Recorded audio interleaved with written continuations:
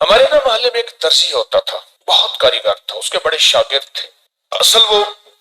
بکھر کا تھا، یہاں روزی روٹی ملی تو وہیں آ گیا، پرانے شہر میں رہتا تھا، تو وہاں اس کے ساتھ ایک عجیب معاملہ تھا، وہ جس دکان پہ بھی بیٹھتا، ساری عمر گھر بھی کرائے کا تھا، اس کی دکان بھی کرائے کی تھی، اور ساری عمر ایسی گزری، جس دکان پہ بیٹھتا تھا وہ اس دکان وہ کیا کرتا تھا، ویران دکان ڈھونڈتا تھا جس کی دکان کرائے پہ نہیں ہوتی تھی۔ غور طلب بات ہے، عجیب بات بتا رہا ہوں، یہ میرے دیکھے واقع ہے۔ وہ ہمارے پڑوس میں کوئی 30 سال رہا، تقریباً 30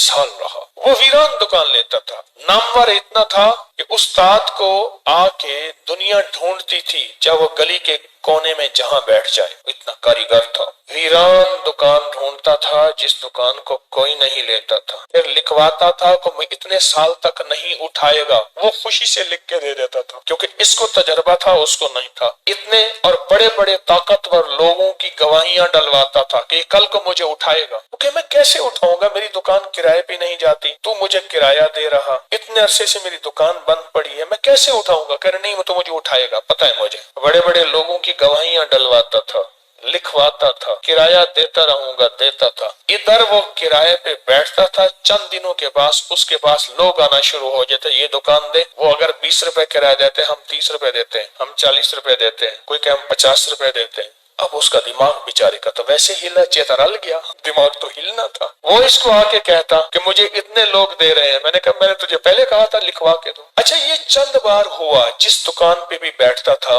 اس دکان پہ بیٹھتے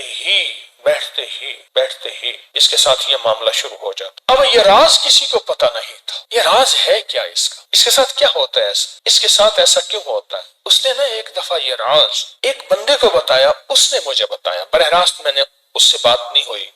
لیکن ہمارا پڑوسی تھا، وہ ایک بندے کو اس نے یہ راز بتایا، ہمارا ایک رشتہ دار تھا، اس کو یہ راز بتایا اور اس کو کہا کہ میرے ساتھ یہ راز ہے۔ اس نے اب جو لفظ کہنا، پہلے میں وہ لفظ آپ کے سامنے بیان کرتا ہوں، کہنے لگا بخت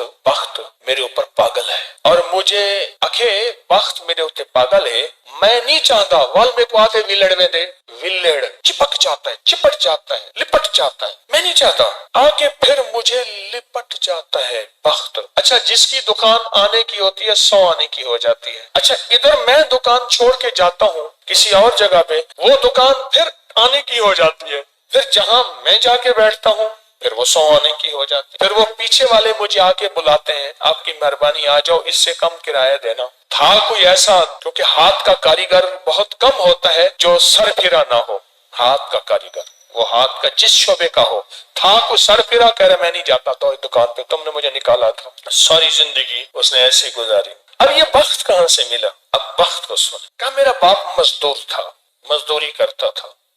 بڑا ہوا تو اس نے مجھے درزیوں کے کام پہ ڈال دیا کہ بیٹا چلو چھاؤں کا کام ہے تو کرتا رہے گا، میں تو دھوپ سردی گرمی مزدوریاں کرتا رہا، درزیوں کا کام چھاؤں کا کام ہے تو کرتا رہے گا۔ اور میرے والد کہتا تھا تجھے کوئی ایسا رئیس مل جائے جو اپنی ڈیوڑی میں تجھے جگہ دے، بعض رئیس ایسے ہوتے ہیں جنہوں نے مستقل درزی رکھے ہوئے ہوتے ہیں، ان کا ہر وقت کپڑے سلتے رہتے ہیں، کہ دعائیں دیتا تھا والد مجھے کوئی رئیس مل جائے۔ کہ والد کا حادثہ ہو گیا، والد کی ٹانگ ٹوٹ گئی، والد کی بوڑھی والدہ تھی، میں ہم والد کی خدمت کرتے تھے، والد دعائیں دیتا تھا، ان پڑھ تھا، کسی نے والد کو اللہم صلی علی محمد بتا دیا، بس یہی پڑھتا تھا، اور ٹوٹی پھوٹی قل ہو اللہ پڑھتا تھا، باقی کوئی ابا کو پتا نہیں تھا۔ کہا میں درزیوں سے پیسے تھوڑے سے لاتا تھا، گھر میں فاقے آنا شروع ہو گئے، تھوڑے سے پیسے میں لاتا تھا، ابھی کام سیکھا نہیں تھا، استاد کبھی کبھار دے دیتا تھا، اور والد روز لاتا تھا، گھر میں سختی اور تنگی آنا شروع ہو گئی، بہت زیادہ غربت، تنگ دستی۔ ہماری ایک پھوپھی تھی، کہیں دور رہتی تھی، بہت بوڑھی تھی، والد سے بھی بڑی تھی، وہ آ کے ہمارے گھر اس نے قیام کر لیا کہ تمہارے والد کی خدمت کروں گی۔ اس کے بیٹے اسے ٹھوکریں مارتے تھے اور اس کی عزت نہیں کرتے تھے، وہ پھر گھر آ گئی۔ اب میری ماں مجھے دیکھے، میں اپنے دیکھوں، ماں نے کہا بیٹا آ گئی ہے، اس کی بھی خدمت ساتھ کرنی ہے۔ اب پھوپھی نے، ایک پھوپھی بوڑھی ابے سے بڑی، ایک والد معذور، بوڑھی والدہ اور بہت سارے بہن بھائی، کہا کہ کئی راتیں ایسی گزرتی تھی میں اور میری ماں نہیں کھاتے تھے، فاقوں میں سوتے تھے، پھوپھی کو کھلاتے تھے۔ کہا پھوپھی کھاتی بہت تھی، کھاتی بہت تھی،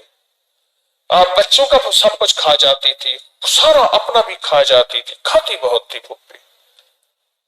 کہا اس سے چھینتے تھے تو پھوپھی لڑنے پہ آ جاتی تھی، ایک گھر میں عجیب کشمکش تھی۔ کہا ان سختیوں تلخیوں میں میں ان کی خدمت کرتا رہا، باپ کی ماں کی خدمت کرتا رہا، حتیٰ کہ والد پتہ نہیں کتنے سال کہے مجھے بھول گئے، فوت ہو گئے۔ اور پھوپھی نے کے دل میں یہ بات آئی کہ ہم نے والد کو زہر دیا ہے۔ اس نے سارے جہان کو کہنا شروع کیا کہ انہوں نے والد کو زہر دے دیا، میرے بھائی کو مار دیا۔ گھر میں روٹی بھی کھاتی تھی، بچوں سے چھین کے بھی کھاتی تھی، چوری چھپے بھی کھاتی تھی، دن رات بھی کھاتی تھی، ہمیں برا بھلا بھی کہتی تھی، لوگوں کے ہاں شکوے بھی کرتی تھی۔ پھوپھی نے جینا حرام کر دیا۔ کہا میری ماں کہتی تھی بیٹا کوئی بات نہیں، برداشت کرو۔ برداشت کرتے کرتے پھوپھی بھی چلی گئی اور اس کو اللہ کی امانت کو اللہ کے سپرد کیا، اور پھر اب ماں رہ گئی۔ اب میں نے اپنی ساری توجہ ماں پہ ڈال دی۔ کہا اماں کیا کرتی؟ خالی چھابی نہیں ہوتی ہے، چھابی روٹی تو تھوڑی سی ہوتی تھی کھا لیتے تھے، خالی چھابی ہاتھ میں ایسے لے کے نا کہتی اللہ اس کو اتنا بخت دے، اتنا بخت دے، اس کے ساتھ دھرتی لگے تو اس کو بخت دے، اس کے ساتھ سوئی لگے تو اس کو بخت دے، اس کے ساتھ دھاگا لگے تو اس کو بخت دے، اس کے کپڑے جو پہنے اس کو بخت دے، اس کو جو دیکھے اس کو بخت دے، اس کو جو اس کو دیکھے اس کو بخت۔ اماں چھابی لے کے مانگتی تھی، روتی تھی، اور بعض اوقات چھابی میں اماں کے بہت سارے آنسو ہوتے تھے۔ کہ بس یہ نظام چلتا رہا چلتا رہا، اماں بھی گزر گئی۔ اب اس کے بعد پھر میں میرے بچے، اب جو بخت کے دروازے کھلے، میں جس کو دیکھتا ہوں اس کو بخت، جو میرے کپڑے پہنتا ہے اس کو بخت، جس سے سوئی خریدتا ہوں اس کو بخت، جس سے دھاگا خریدتا ہوں اس کو بخت، جس کی جگہ پہ بیٹھتا ہوں اس کو بخت۔ بخت جب بیدار تھا بدبخت آنکھیں سو گئی۔ خیال کرنا ابھی بخت بیدار ہے، کہیں بدبخت آنکھیں سو نہ جائے۔ وہ دعاؤں کا ذخیرہ اس درجی کے پاس تھا، وہ دعاؤں کا ذخیرہ، پھوپھی کی ناگواریوں کا ذخیرہ، ابی کی صبر کا ذخیرہ، پھوپھی کی ناگواریوں کا ذخیرہ، اماں کے صبر کا ذخیرہ وہ ساتھ تھا۔ بس سہتا رہا، چلتا رہا چلتا رہا، اللہ کے نامہ اعمال میں، اللہ کے نظام میں لکھا جاتا رہا۔ تجھے کوئی دعائیں دے نہیں رہا، نہ دے، میرے نظام میں تو ان لوگوں میں ہے جن کے ساتھ دعائیں ملتی ہیں، جن کے ساتھ دعائیں لگتی ہیں، جن کے ساتھ دعائیں لپٹ جاتی ہیں، تو ان لوگوں میں ہمیں دعاؤں کا ذخیرہ چاہیے، ہمیں دعائیں چاہیے کسی کی، ہم کسی کی دعاؤں میں آ جائیں۔ میرے حضرت فرماتے تھے نظر بد لگتی ہے نا کھا جاتی ہے، اس طرح اچھی نظر بھی لگتی ہے۔ تجھے کسی اللہ والے کی اچھی نظر لگ جائے،